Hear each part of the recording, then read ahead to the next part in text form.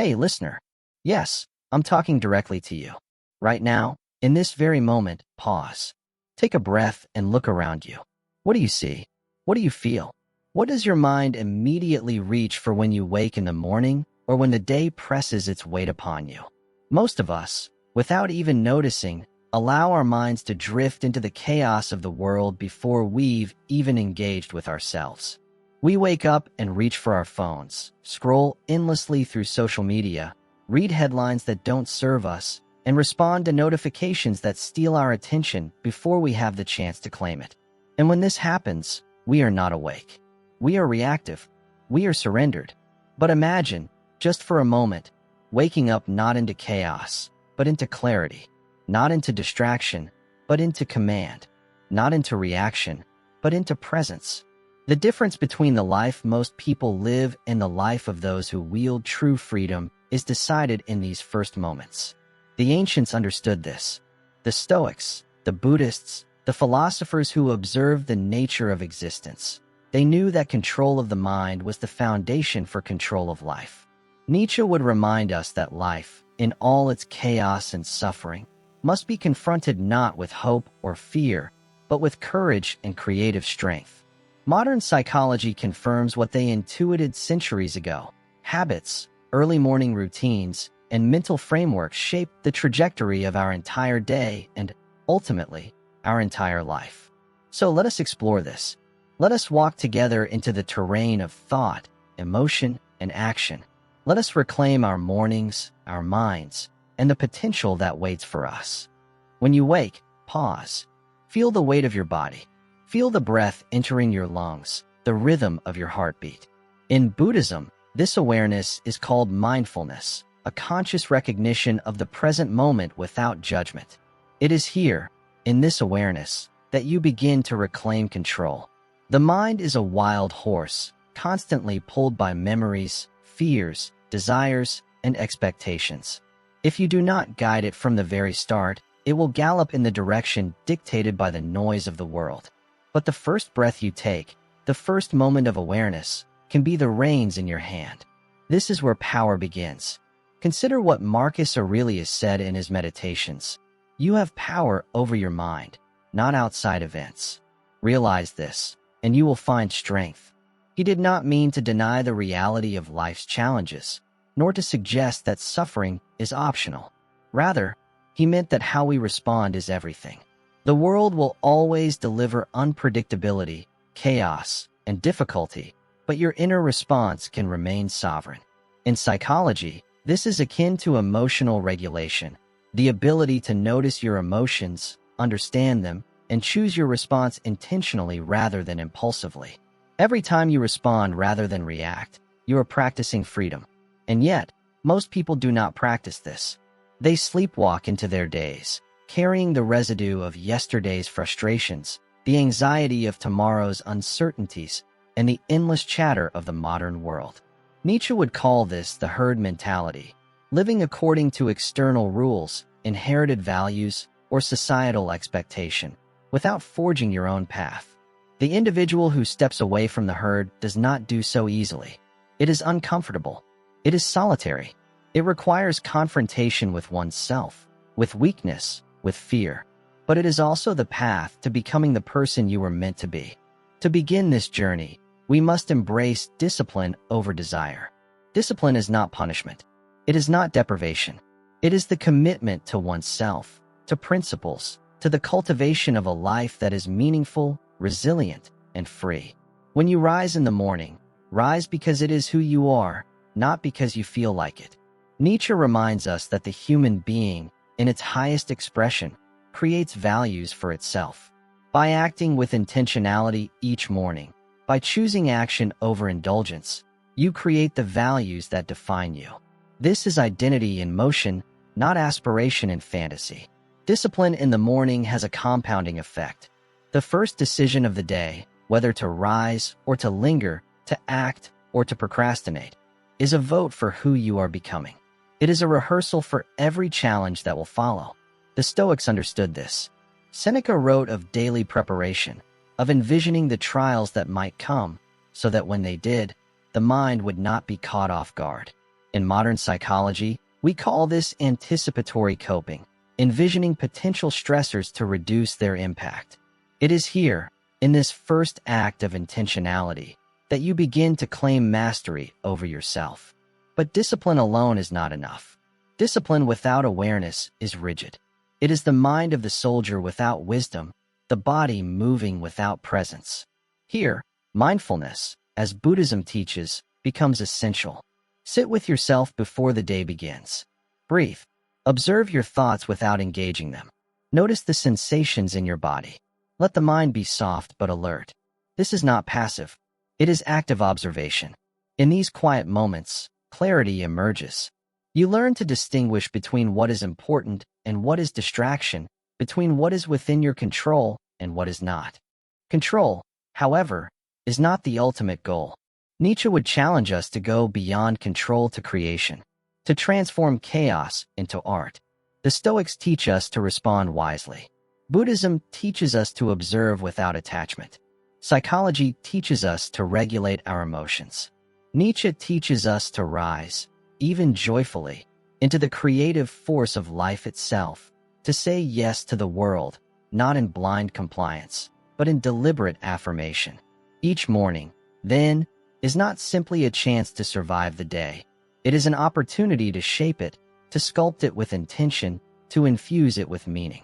Begin to rehearse the day mentally. What challenges will you face? Perhaps someone will provoke you. Perhaps plans will go awry. Perhaps your own mind will betray you with fear, doubt, or impatience. Do not flinch. Anticipate these events and ask yourself, how will I respond? What is the best version of me in this scenario? By mentally rehearsing difficulties, you neutralize their power. Seneca called this premeditatio malorum, preparing the soul for adversity. Psychology confirms that visualization strengthens resilience. The mind practices before reality demands performance. And when reality arrives, you do not react unconsciously.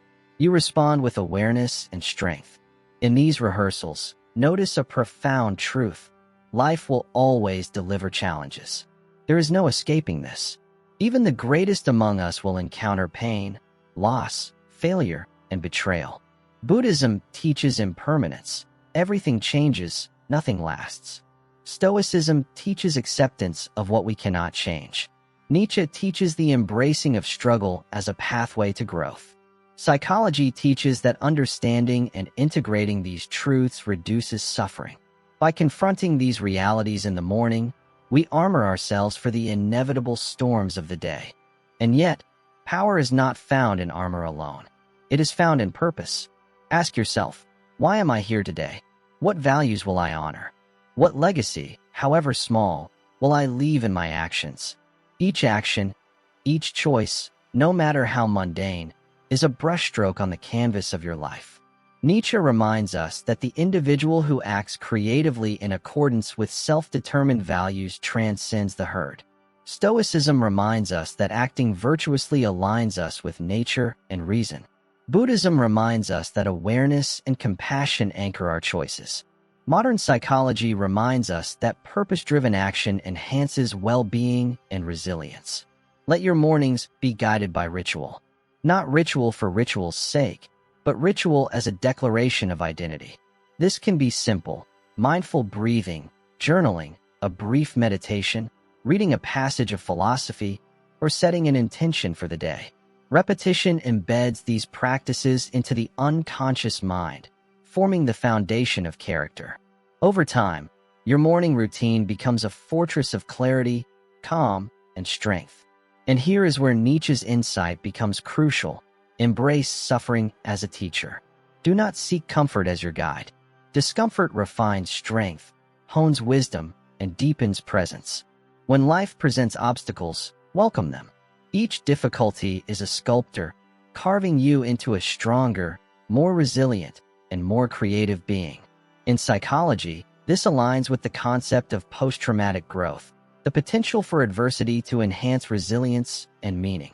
The Stoics, too, recognize that virtue is revealed in the face of challenge. The Buddhists recognize that suffering is inherent, but understanding its nature frees the mind. Your body is part of this journey. Morning discipline must extend beyond the mind. Movement, stretching, and care for the body honor the vessel that carries consciousness. Nietzsche said, "Become who you are," and the body is inseparable from that becoming. Modern research confirms that physical activity enhances cognitive function, emotional regulation, and overall resilience. The morning hour, then, is not only a time for mental and spiritual fortification, but for physical preparation. Next, cultivate gratitude. The Stoics, like Marcus Aurelius, frequently reflected on the gift of life itself. Buddhism teaches appreciation for the present moment without clinging. Psychology confirms the profound benefits of gratitude on mood and outlook. Begin each day acknowledging what is right, what is present, and what is already yours. This does not ignore difficulty, it contextualizes it. It roots the mind in what is enduring, meaningful, and good. Gratitude is the lens through which chaos can be interpreted, understood, and even transformed. And now, confront ego and attachment. Nietzsche's Übermensch is not enslaved by opinion, desire, or expectation. The Stoics teach indifference to externals. Buddhism teaches non-attachment. Modern psychology shows the pitfalls of rumination and self-centeredness. In the morning, remind yourself what you think others will say, what you hope to gain, what you fear to lose. These are distractions.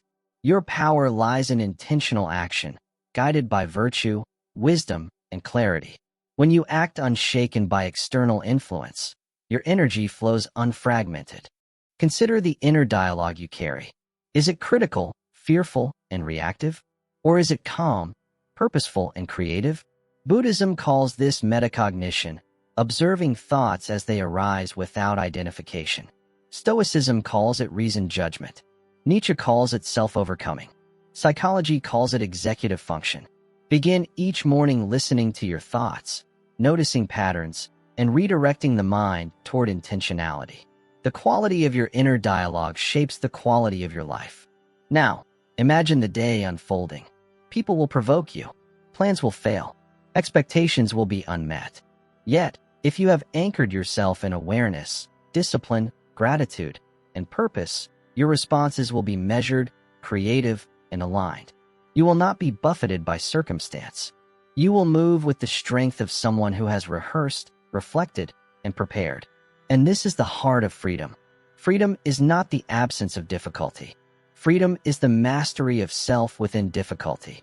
It is the ability to navigate the unpredictable, the uncontrollable, and the painful, without surrendering your integrity, your clarity, or your presence. The morning is the proving ground for this freedom. Every deliberate breath, every conscious thought, every intentional action is a step towards sovereignty over life itself. As the day progresses, carry these principles forward. When challenges arise, ask, what does the highest version of myself do here? When emotions surge, remember that thoughts are transient, like clouds passing in the sky. Observe without attachment. Act with reason. Create with courage. You are not your circumstances. You are not the noise around you. You are not the failures of yesterday or the fears of tomorrow. You are the conscious observer, the deliberate actor, the creator of meaning in a world that will not wait for your permission. Nietzsche reminds us that meaning is not found, it is made. The Stoics remind us that virtue aligns us with nature. Buddhism reminds us that awareness and compassion soften the heart while sharpening perception. Modern psychology confirms that deliberate practice, mindfulness, and resilience are pathways to well-being and performance. And so, each morning becomes a laboratory for life itself. Experiment with presence, with discipline, with reflection, with gratitude. Observe the effects. Adjust. Refine. Over weeks and months, the seemingly small morning practices compound into profound transformation. Your mind becomes sharper, your emotions steadier, your choices clearer, and your life more aligned with the person you aspire to be. Finally, let us consider the profound interconnectedness of these philosophies. Stoicism teaches us to act rightly in the face of the uncontrollable. Buddhism teaches us to see reality clearly, without attachment or aversion. Nietzsche teaches us to embrace life's chaos and create our own values. Modern psychology teaches us to structure habits, regulate emotions, and cultivate resilience. Together, they form a framework for living not by accident, but by design. And so, listener, this is your call. Not tomorrow, not when motivation strikes. Now, rise with intention, breathe with awareness, rehearse with honesty, anchor with truth, embrace suffering as teacher, move with discipline, act with purpose, cultivate gratitude, observe your mind, shape your life. Become the person who does not drift, but navigates, creates, and transforms. Become the person who greets each day not with fear or passivity, but with clarity, courage, and presence. The morning is not just a time of day. It is the proving ground, the foundation, the crucible of freedom. What you do here determines the tone, the energy, and the meaning of everything that follows. Guard it, honor it, use it, and when you step into the world, carry this with you. Carry it silently in your awareness, boldly in your action, and creatively in your expression. Let your life be the proof of what you practice in these quiet hours. Let every challenge, every interaction, every success, every failure be colored by the clarity and sovereignty you cultivated in the morning. Drop this affirmation in your mind, in your heart, in your life. I am aware. I am disciplined. I am present. I create meaning. I act with courage. I shape my life. Share it. Practice it. Live it. And know this. Each morning you return to these principles. You strengthen the muscle of freedom, the architecture of purpose, and the art of life itself. The day is not something that happens to you. It is something you enter. It is something you create. It is something you master. And in this mastery, you discover the infinite potential within yourself, the potential that is always present, waiting, ready to be claimed. Rise, then. Breathe. Observe. Decide. Act. Create. Transform. Be. And remember, the only life you have is this one, unfolding now. Treat it as the gift it is, the canvas it is, the battlefield it is. Step into it fully. Step into it awake. Step into it as the philosopher, the warrior, the artist, the human being you are meant to be. Because the world will not wait. Life will not pause. Meaning will not come uninvited. You must seize it, forge it, and walk boldly in its light. Your mornings are sacred. Your mind is sovereign. Your life is yours.